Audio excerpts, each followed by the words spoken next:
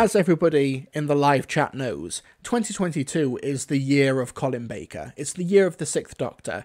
He's the new curator in Stranded. He's got a load of box set appearances on Peladon. He's also got a brand new companion this year. He's got Hebe, played by acclaimed actress Ruth Madeley, who you may have seen on recent shows such as The Cleaner and Years from Russell T Davies, and she is now the new Sixth Doctor companion in the brand new Big Finish box set Doctor Who, The Sixth Doctor Adventures, Waterworlds. They're also joined by Bonnie Langford as Melanie Bush, the companion from the mid to late 1980s, and we have a trilogy of aquatic-themed stories. We've got The Rotting Deep by Jacqueline Rayner.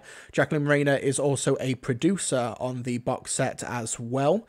We have The Tides of the Moon by Joshua Pruitt, and we have Maelstrom by Jonathan Morris. These are all two-part stories, roughly around 30 to 35 minutes each. A little bit long, kind of like the in-between space of the Colin Baker era, the 45-minute stories and also the 25-minute stories. This is like a nice little in-between one. And Damien Broby is right, the episode from the Phineas and Ferb writer, which was a nice little happenstance because the two, Jacqueline and Joshua, followed each other on Twitter and they happened to like those respective fandoms and those respective shows. And Jacqueline Rayner, many people who got into Doctor Who through the revival in 2005 may have been first introduced to Jacqueline Rayner through the Winner Takes All BBC Books novel, the Ninth Doctor novels from 2005. That was certainly my introduction. But anyway, we're here to talk about Waterworlds, which is basically not to try and preempt everything about this review, but Big Finish have been on one hell of a streak just this month. In just the month of May 2022, we've had 3 stellar Doctor Who box sets back to back to back. We had the Ninth Doctor Adventures Back to Earth, we've had the War Doctor Battlegrounds, and now we've got the Sixth Doctor Adventures Waterworlds. These all came out within like 2 weeks of each other, and they're all absolutely stellar. So what's the premise? So an SOS signal from the TARDIS draws the Sixth Doctor and Mel, played by Colin Baker and Bonnie Langford, to a oil rig on the North Sea, where the crew are being killed off one by one by the marine life, and also the seagulls as well, who are just wreaking havoc on the surface, so they're kind of trapped inside. If they go outside, the seagulls are going to rip them apart. It's really, really quite grim.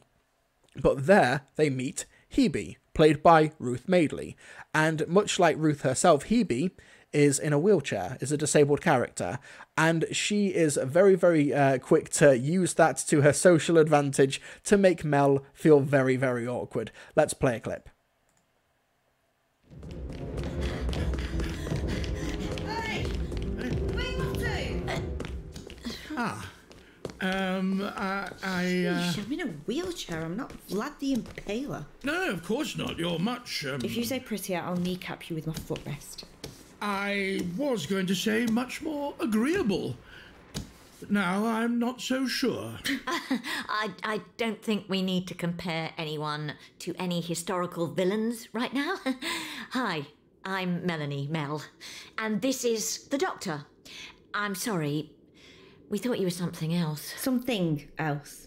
I'm a thing, am I, Melanie Mel? I'm sorry, I didn't mean... Nah, I know you didn't. Don't mind me. Hebe Harrison, also Doctor. Don't use it though, because who does that? Well, actually, It's nice to meet you. Do you work here on the rig? Not exactly. Don't you know? Aren't you here to get us all home? all. So there are more people here. Well, yeah. There's 7 of us left. Oh, everyone else has already gone home? No. There are 7 of us left alive. It's a really solid base under siege story, which has... At first, I was really worried the direction that it was going in, because it's Waterworlds, it's on an oil rig, you think it might be going for the environmental storyline, which, you know, Doctor Who, it's really known to do, and it's morally the right thing to do. But I was kind of worried that it was going for what we've seen in a lot of media, where the bad guy is the person who's just trying to fix the environment, but they go too far, which is a really, really frustrating trope that we're seeing crop up like more and more in fiction. But thankfully, it actually plays it a little bit deeper and a little bit smarter than that as the story goes along. But it's mainly just a vessel. I say just, there's a lot to the story, but it's predominantly a vessel to introduce the audience to Hebe Harrison and to communicate her sardonic nature and how she doesn't really take any guff from the Sixth Doctor, this really abrasive incarnation. Although the Sixth Doctor is with Mel in the point in the timeline, he's mellowed out somewhat, but still, if the Sixth Doctor has undergone a massive rehabilitation with Big Finish, and this is just another extension of that. But with The Rotting Deep by Jacqueline Rayner, this story, it's a really strong introduction to Hebe. And what I love about this box set overall, especially in other stories in this box set, but I'm bad at segues this evening. This isn't just the Hebe show. These are 3 really good stories that are able to stand on their own, but they're also a great character piece for the trilogy of characters, where they all get something to do and something to contribute towards. And I love how Hebe and Mel, over the course of the 3 stories, do find common ground, and Mel learns to, maybe think before she speaks in some cases. I think those who take issue with when it comes to representation in media, with it being frequently brought up, might find some of the dialogue and some of the references to Hebe's disability a little bit too much, a little bit on the nose. Obviously, that's a personal preference, I guess, but for me, I think it just kind of more informed Hebe's character, where these are the defense mechanisms that over several years, over her entire lifetime, she's put these walls all around her. And the Sixth Doctor tries to go about deconstructing that while acknowledging the very, genuine origins of those feelings and those emotions. It's really good in terms of giving Hebe and the Sixth Doctor a really interesting dynamic with each other right out of the gate. The actual story itself, I really enjoyed it. I think in terms of the cast, the standout here is A.M., who's played by James Smiley, who's the old cook on the oil rig. He's got a lovely voice. He's got a really great voice for this role. I just wish he was maybe in the story a bit more often. There's a few scenes, particularly in this one, but also across the box set, where there's a big action moment where there's a lot of panic, there's a lot going on, and I just had no idea what was going on. I think you're meant to be a bit disorientated, but then at the end of the scene, when the characters take stock about what just happened, it's like, oh, that's what I was meant to be hearing over the past 30 seconds. Some of the weaknesses of the audio medium do come through here. However, one of the strengths of the audio medium and Big Finish, because this was a box set that was produced and made during lockdowns, was that it allowed people like Jacqueline Rayner, like Ruth Madeley, who otherwise would find it difficult to get to the Big Finish studios or be able to record. They were able to do it from home. They were able to do it at their own pace and make it a really accessible box set in terms of a production feat, which they speak very passionately about in the behind the scenes segments, which was really, really great to hear. It's a really good introductory story, a really solid base Under Siege, but the ending, the last 5 minutes, for those who follow the Sixth Doctor adventures, or at least have a passing familiarity with the Sixth Doctor's arc over the course of Big Finish, it's lovely. Oh, so good. The last 5 or 6 minutes of The Rotting Deep, really lovely stuff that doesn't, I can't even really allude to what happens without giving too much away. But yeah, the last 5 or 6 minutes of The Rotting Deep were really, really lovely. But my favourite release of Waterworld, my favourite story of this trilogy, was The Tides of the Moon, where in Hebe's first trip to the TARDIS, she becomes a full-blown companion here. The Doctor takes her and Mel to the nearest available waterworld, and that is the Moon, but 2 billion years ago, because this box set was being made and produced when news was coming out about how billions of years ago there may have been water on the Moon. So they thought, okay, let's adapt this story and let's make it a Doctor Who thing. That's a really cool way of thinking on your feet and really leaning into the theme of the box set. But The Tides of the Moon is my favourite story of this box set, but let's play a quick clip from the first act. Come and look at these little beauties over here. Oh, they look like sea anemones. At first I thought we'd landed in an intertidal zone, but these gorgeous things don't have the right adaptations. My point is, they aren't air breathers. But then why are they... Oh dear. Right, which means this whole area isn't usually above water, ever. Pretty soon, right where we're standing is going to be underwater again. deep underwater. Careful, Hebe. Don't be so biologically ethnocentric. Doctor, she's The just... creatures you're observing may not even be native to this planetoid. Recognizable adaptations or no. Is being condescending a Time Lord thing, or is that just one of your adaptations? For the record, he's condescending to everyone. Thank you, Melanie. Oh, foghorn on the moon! Foghorn on the moon! A warning. Maybe we should get back to the TARDIS? Really? You won't listen to me, but you'll take advice from some giant horn on the moon. It's louder than you are. Just about. Come on.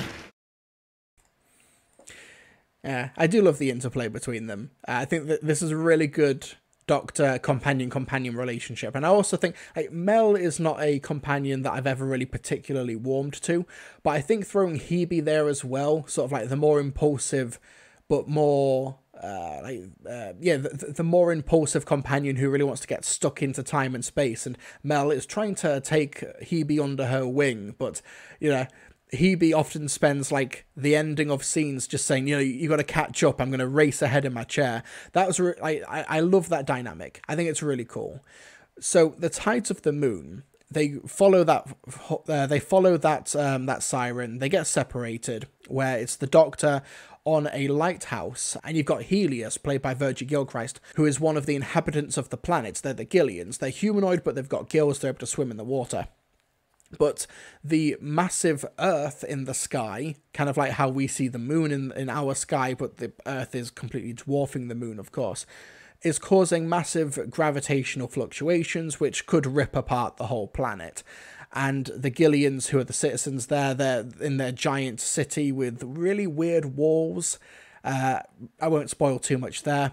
They're kind of worried that an apocalyptic event is on the horizon, but they also have to deal with the Shi'Gar, this sort of weird race that like top to bottom teeth that come out at night to supposedly kill and eat the Gillians, but there's no bodies. Like there's meant to be a war on, but where are all the dead bodies? What's going on here? I'm not going to spoil exactly what happens, of course, but I loved the metaphor at play. How there's the idea of this giant cataclysmic apocalyptic event incoming, and you've got scientists like Helios who are trying to sound the alarm and let the authorities know what's going on, but the authorities themselves, the governmental institutions, would much rather distract with lies or misdirection to avoid the cataclysmic events happening. It is an allegory for environmentalism, I suppose, like how we are approaching the Earth, we are approaching an extinction level event with climate change, but we're too busy trying to blame marginalized people for all of the problems and try and find all of these wedge issues to divide us further. However, the story it's not quite as on the nose as I described it. Not even close. It's one where you can sort of project an allegory onto it, which is similar to what I've done.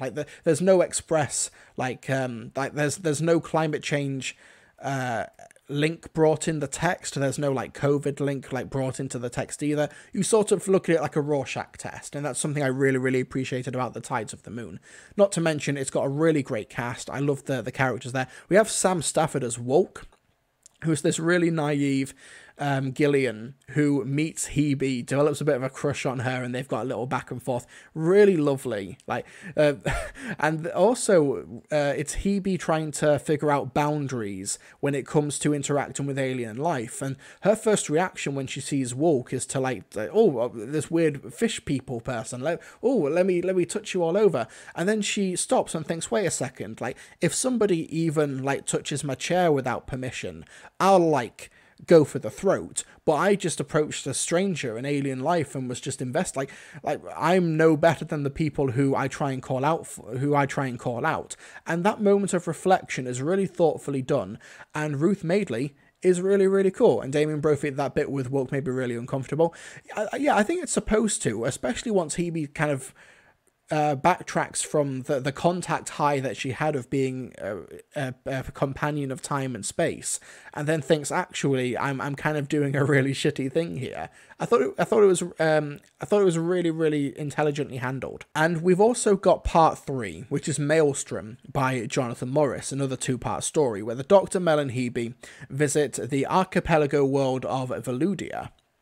And while there is some deep sea diving, while there is a maelstrom that needs to be tackled, there's a conceit to the story which is basically superseding everything else in terms of my investment in it, and that's this idea of the corpse. So there are 3 survivors of this ship on this planet where they've been shipwrecked by the storm, but there's 150 mines where they had a massive crew of people. However, they only had so many bodies, so these 150 mines are uploaded into a data bank, into a mind drive, and then they're swapped over with the bodies being used as a host, kind of like how you'd put a USB or an SD card into a computer, and like the computer now becomes the body, but the mind is elsewhere. It's a really interesting concept. And it's sort of used here as a bit of a garnish. Like, there is some plot-specific stuff to it, but I think you could have an entire story, a murder mystery, just with the corpse concept and the mind drive. However, this is a Waterworlds box set. We have to do some deep-sea diving. Let's play a quick clip from Maelstrom. Ah, good news. We think we've located the lost Ark tanker. Hebe, how'd you fancy going for a dive?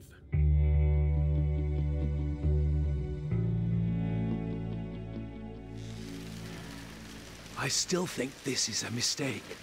There's barely enough room in the bathysphere for 1, never mind 3. What do I need to take them along for? Because my friend Hebe is an expert on marine life. And you? I'm an expert on everything else. Particularly blowing his own trumpet. I still don't trust them. That's why their friend Mel will stay on the surface with me. As a hostage, to ensure their good behavior.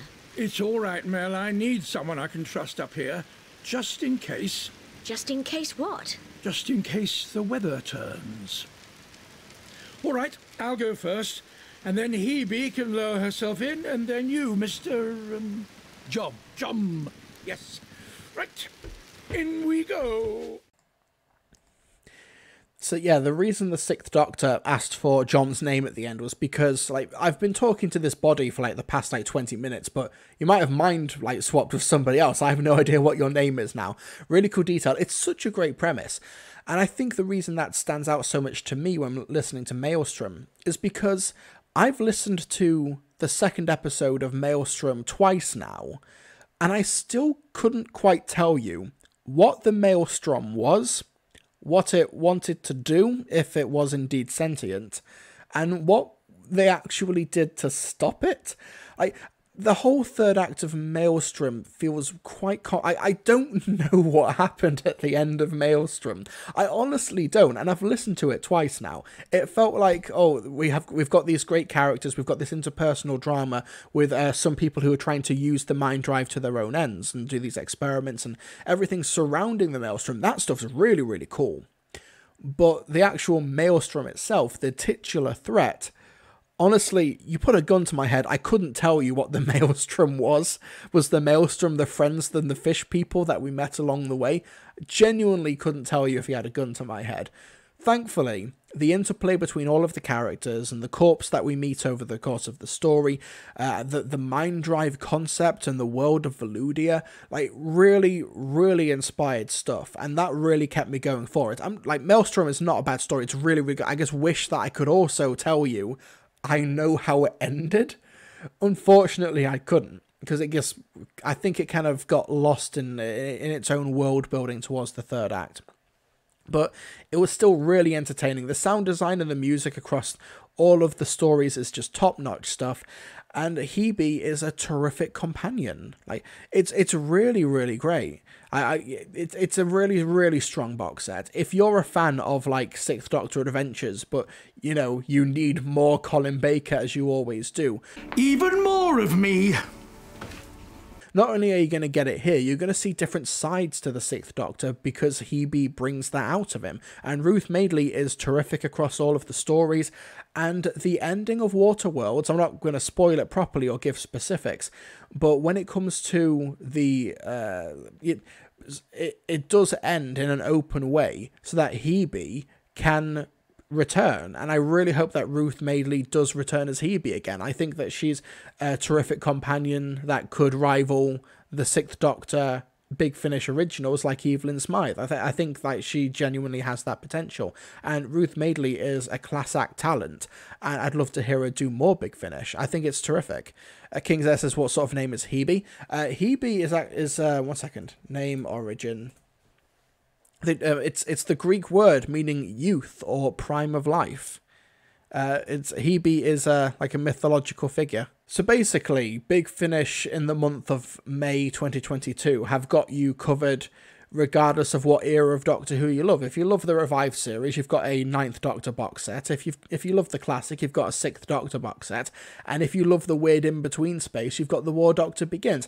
This has been a terrific and stellar month, and I really look forward to what's happening next month. Let's have a quick look at the lineup for Big Finish Doctor Who releases in June 2022 real quick. So we've got the 4th Doctor Adventures Series 11, The Dreams of Avarice and Shell Shock.